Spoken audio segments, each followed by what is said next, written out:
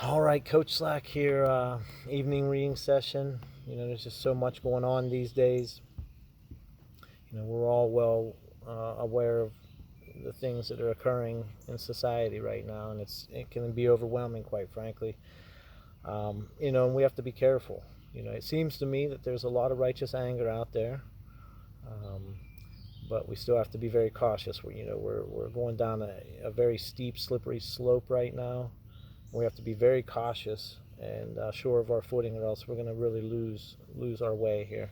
And that starts with the individual, and then the family units, the extended communities, and society in general. But it starts with each individual. You have to take care of yourself. Like they say on the planes. You're flying. If the oxygen mask drops, even though your instinct is to help others, some people, you have to put the mask on yourself. That way you can maximize how many people you help. So, anyhow, so these are things that are going on. And it is important. I'm not dismissing anything that's going on right now at all. Zero. So tonight's readings, St. Paisios of Mount Athos, Spiritual Counsels, Volume 5, on the Passions and Virtues. So St. Paisios, contemporary saint, died in the early 90s. I've had the blessing to make pilgrimages to his hermitage, and the monks that had lived with him, I've been able to sit with them for some time. So this is, the beauty of contemporary saints is they're speaking a language to the contemporary issues. There's a lot of things that are time eternal that humans deal with, but there's a language and a evolution of, if nothing else, technology, and such, that changes the mediums, the forums that we're dealing with the challenges and temptations of just being a human, right? So anyway, passions and the virtues, like I'm saying, right there. So Saint Paisios, and the beauty of the contemporary saints, like I was saying, is they speak a language that we understand. They're speaking to issues that we are, truly experiencing, not just relating to, but actually able to experience. And here's an icon of Saint Paisios. Oh, very beautiful man. And so this book is derived from counsels that he gave to different spiritual children, both by speaking and by letters. And this was composed and compiled after he had reposed.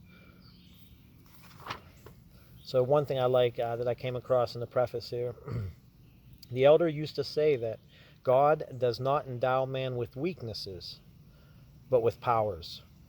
It is depending on how man will utilize these powers, whether he can become good or evil. So it's always the use and misuse of the virtues that create these passions. He uses the words powers and weaknesses.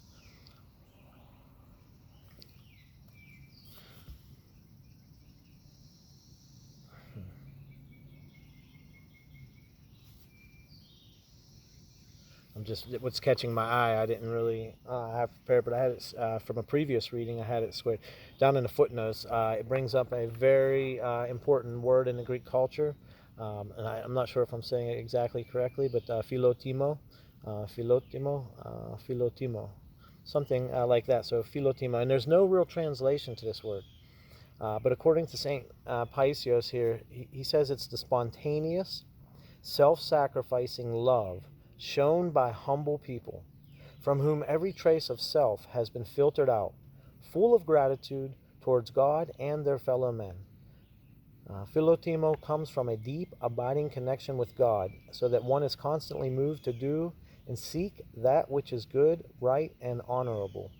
Out of spiritual sensitivity, such people try to repay the slightest good that others do for them. So it's a state of being where you're always putting others before yourself. Just absolute love and humility. Philotimo, and it's an important thing culturally, to the Greeks and the Byzantine culture and these types of things, and to true Christians. Okay, so I'm just going to jump into some of these counsels that I think affected me when I came across them. pertaining to the current events. So chapter 2, it says, Anger, the enemy of the peace of God, is the heading. And the subtitle is, We should direct our anger against the passions. So he's responding to a letter here, and somebody saying, Hiranda, I want to be delivered from anger. I'm aware of how inappropriate it is to just be angry unrighteously. So he responds, Anger, pure anger, is a power of the soul.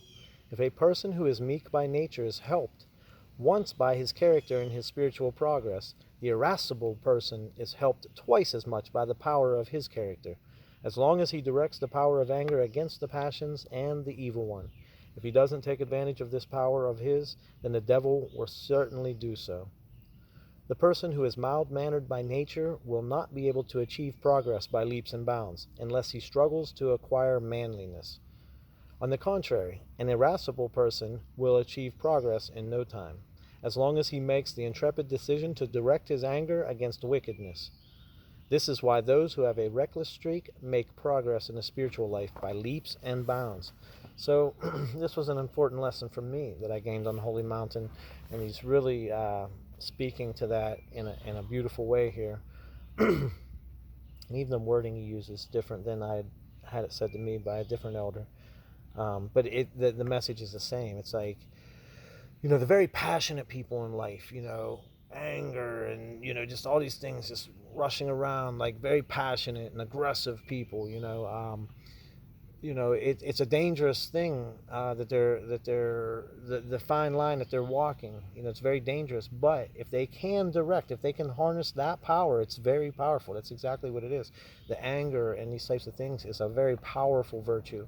And when it's directed in the right direction, it's almost unstoppable. So he's saying, like, the mild, meek-mannered, the very humble Christians, although, the opportunities that they're putting themselves out there in the dangerous, slippery slopes is probably, the percentages of that go way down compared to the passionate person. The passionate person's kind of living dangerously until he harnesses his power, his inner power, and directs it in the right way, But once a person's able to do that, the reckless person, he says, the people with the reckless streaks, like we know those type of people. I quite honestly, it's probably me. It is me. But they make, well, I shouldn't go that far, like the beginning part, the reckless streak. Hopefully I can harness this. But and it says these people, if they can, make progress in spiritual life by leaps and bounds. So the passionate ones of us out there, let's harness this and do the right thing.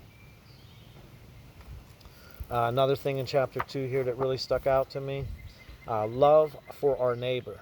Obviously the reason why anger stuck out to me, because like I mentioned, it seems like there's so much righteous anger. As a matter of fact, yes, okay, so this is important. Come across, and I thought of this actually, and then I came across. So, little subtitle in that angry section. Be ye angry and sin not. There is also righteous, divine indignation. For example, when Prophet Moses had the tablets of the commandments in his hands, and he saw the Israelites making sacrifices to the golden calf, it was out of righteous indignation. So it was righteous anger that he threw down the tablets and broke them. But notice, something I noticed here, even though there's righteous anger, it's not righteous when it's directed towards your fellow human beings.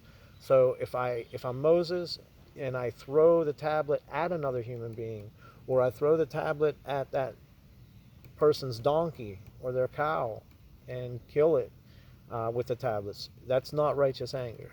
He got righteously angry. What was going on was wrong. Sometimes we see things that are going on that are wrong. They're just wrong. They are, okay? And we put our foot down. It's righteous anger. But be ye angry and sin not. It's not righteous anger when we turn it towards our fellow humans. We have to turn it towards the evil, towards the bad, towards the passions. A spiritual person may become angry and speak with indignation, but only on important and spiritual matters. So it's not like we should just go around angry trying to correct everything. But when it is important, like what we see in culture right now, you know, there's a righteous anger here. What we have witnessed makes us angry. We're upset. We're emotional. We have angst. But we have to control it. We have to, it is important. This is an important spiritual matter, what has happened in society. But as the psalmist David reminds us in Psalm 4, be ye angry, but sin not. And then goes on to the next thing that stuck out to me, love of our neighbor. Love and humility, the two sister virtues. It's kind of what St. Paisios became known for, which is beautiful. You know, and a couple years ago, I was kind of known as the hard work and humility coach. And I see a parallel between love and hard work, because if you truly love, there's no end. You know, if you love wrestling for the right reasons, if you love your spouse for the right reasons, you know, you love your children for the right reasons, there's no amount of hard work you wouldn't go through to make them healthy and feel that love. So it's another letter, and they said, Hiranda, how can I, who have so many passions, ever be saved? You know, he says, with love and humility. As soon as these two virtues are nurtured, pride and evil will become malnourished, and the passions will start to perish. In this way, one by one, all of the passions will gradually disappear, and the rest of the virtues will come on their own. Therefore, direct all your efforts towards love and humility. True love and humility embrace each other like loving twin siblings. Love cannot be separated from humility, and love contains humility, and humility contains love.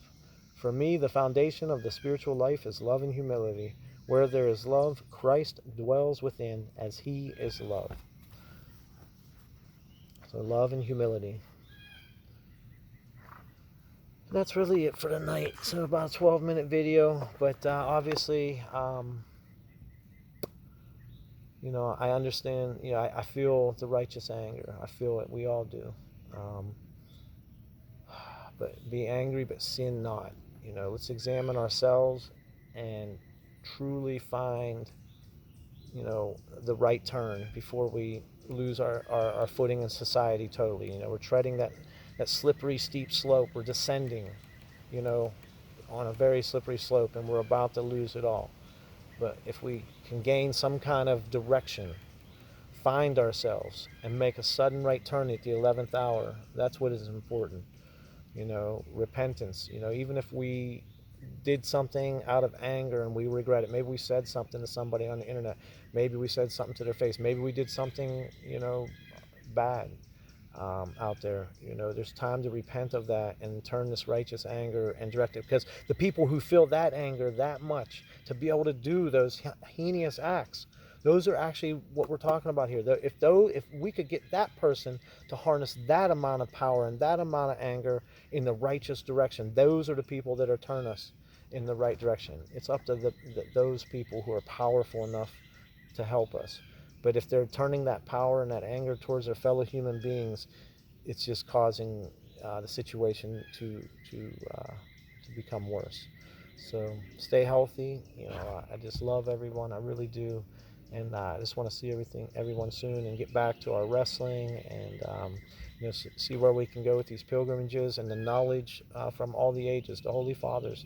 You know, these letters that I read, you know, going back to the time of Christ and the apostles all the way till now from the Holy Fathers. I love the letters. You know, you get direct responses. You hear they're counseling their spiritual children. There's so much that we can gain from these readings. So stay healthy. I love you. See you soon.